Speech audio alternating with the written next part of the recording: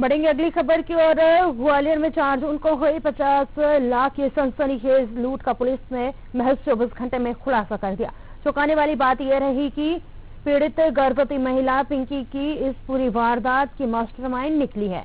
आर्थिक तंगी के कारण पिंकी ने अपने पति शुभम और उसके दोस्त सोनू के साथ मिलकर अपनी ही ननद रानू के घर लूट की झूठी कहानी रची थी। पुलिस ने सीसीटीवी फुटेज की मदद से चारों आरोपियों को गिरफ्तार कर 100% माल बरामद कर लिया।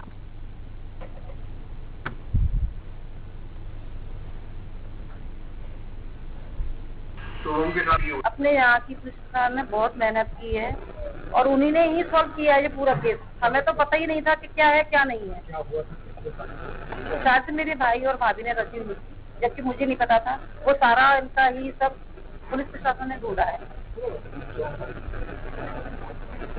पिंकी श्रीवास्तव, शुभम श्रीवास्तव दोनों का नाम है। मेरे यहाँ 3 महीने से रह रहे थे। अब जो भी शायद उन दोनों ने अपनी पति पत्नी में रखी हुई है। ये खबर मुझे नहीं थी। मुझे तो जब पता चला, जब वारदात हो गई थी, मुझे कॉल आया, तब मैं घर पे आई, तब मुझे पता चला। उन्होंने ये बताया था कि ना चोर आए, चोरी करके ले गए। एसी की सर्विस के लिए चोर आए थे, चोरी करके ले गए हैं। क्या लगता है आपको? नहीं, भाभी पे तो मुझे डाउट था, लेकिन भाई पे मुझे डाउट नहीं था। लेकिन खून के रिश्ते बेकार कर दिए भाई। मुझे भरोसा नहीं था कि मेरे साथ ऐसा होगा। मैं तो पूरी तरह से बर्बाद ही हो चुकी थी। नहीं थी मुझे उम्मीद।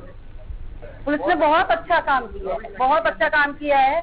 48 घंटे तक ये समझ लो वो पूरी कड़ी मेहनत से लगे रहे हैं। बहुत बहुत धन्यवाद है उनका, बहुत बहुत आभारी हूँ मैं उनकी।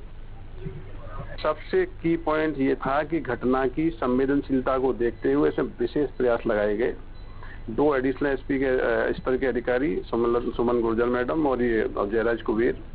हमारी क्राइम ब्रांच की टीम हमेशा अच्छा काम करती है। नागेश सिकरवार, मनीष यादव, सौरभ और हमारे चुनिंदा थाना प्रभारी, लगभग 10 थाना प्रभारी लगाए गए थे। तो किसी एक ऑपरेशन में जब अपनी इतनी ताकत हम लोग लगाते हैं तो निश्चित रूप से सफलता मिलती है। थाना प्रभारी डबरा संजय शर्मा को बहुत ही कम समय में कुछ फुटेज प्राप्त हुए। उस फुटेज को लेकर जब बाकी टीमों ने काम किया तो हमने डबरा से लेकर पिछोड़ तक और दतिया तक और ग्वालियर तक उसका रूट बनाया। Finally CCTV surveillance, technical surveillance इसके आधार पे हुआ। दूसरा जो इंटरोगेशन टीमों ने किया, इसमें ईला टंडन है और अन्य अधिकारी ने जो पूछताछ की, पूछताछ में कई सारी चीजें थी जो पुलिस के गले नहीं उतर रही थी। पिंकी का जो नरेशन था वो कहीं ना कहीं पुलिस को अपने अनुभव से भी समझ में आता है इसका नरेशन ठीक नहीं था। हाँ, जो उसको चोट दर्शाई गई थी उस तरह की जो पूरा घटना का नरेशन था वो कहीं भी इस प्रकार की घटना में शंका व्यक्त कर रहा था। शंका के आधार पे ही कई चीजों को वर्कआउट किया गया और केस सफलतापूर्वक खुलासा हुआ। पूरी रकम जो बरामद।